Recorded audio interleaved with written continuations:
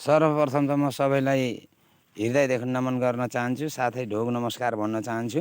र आज यस्ता आठनी चुहानी चराउन वनमा लिएर आएको चरिरहेका छन्, रोइरहेका छन्। यस्ता पनि चर्न आएका छन्। यस्ता यता ल्याइ फासो भयो, के गर्ने, यस्तो छ। यो नल्याउने भने पनि हुन्न, ल्याउने भने पनि यस प्रकारले यिनले परेशान गरिरहेका छन्। हो, अझै एउटा उहाँ रहेछ, उहाँ छिरिसक्यो। यस्ता पनि चर्छ नि खतराङ खुत्रुङ। यो यही सेताको छोरी हो, यो त्यसको छोरो हो। अनि के अरे गोडा दुई त्यता रहेछन् ती, अनि कोही यहाँ चरिरहेका छन्।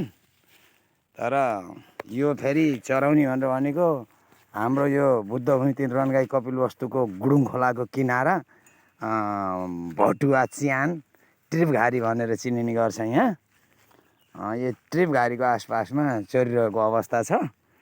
अनि सम्पूर्णले हेरिदिनु होला, यिनी नानीहरूको ख्याल गरिदिनु होला र यिनी सम्पूर्णको रक्षा गरून् उनै नेपालका पशुपतिनाथले भन्ने प्रार्थना गर्दछु।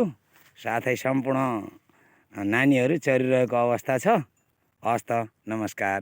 लाइक, सेयर, सब्सक्राइब गरिदिनु होला।